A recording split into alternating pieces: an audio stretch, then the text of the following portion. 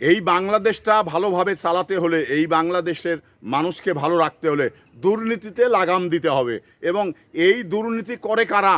এই দুর্নীতি যারা করে তারা মানে বিভিন্ন সুযোগের জায়গায় বসে রয়েছেন, এমপি, মন্ত্রী, আপনার বড় আমলা, কর্মকর্তা, তারা কিন্তু এই দুর্নীতির সুযোগটা পায়। তাদের মুখে যদি লাগাম দেওয়া যায় তাহলে হয়তোবা দুর্নীতিটা আর হয় না বা হবে না। তো এখানে আমরা বিগত সময় যারা ক্ষমতায় ছিল তারা মানে তার প্রধানই হলো দুর্নীতিবাজ। তার প্রধানই হলো সকালবেলা উঠেই বলেন যে আমি টাকা খাবো, আমাকে টাকা দাও, আমাকে মানে ওই মন্ত্রীকে বলে টাকা দাও, এই মন্ত্রীকে বলে টাকা দাও। এই টাকা খেকো মানে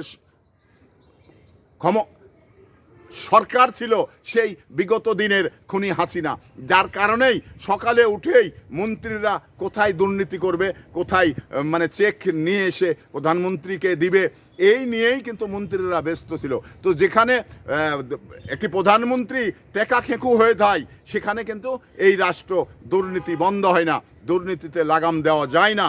তো এবার যে আমরা গণ অভ্যুত্থানের পরে যে সরকার বাংলাদেশের জনগণের সরকার প্রতিষ্ঠিত করেছি, তো সেই সরকার প্রধান এই দুর্নীতির মানে ধারে কাছে যাবে না।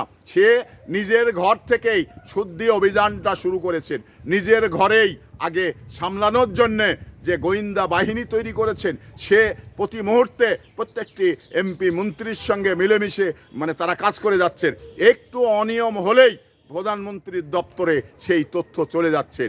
তো এখানে এই প্রধানমন্ত্রী মানে মানবিক একটি প্রধানমন্ত্রী, ওনাকে এই ক্ষমতা সুন্দরভাবে পরিচালনা করতে হলে মানে দুর্নীতিতে একেবারে লাগাম দিতে হবে।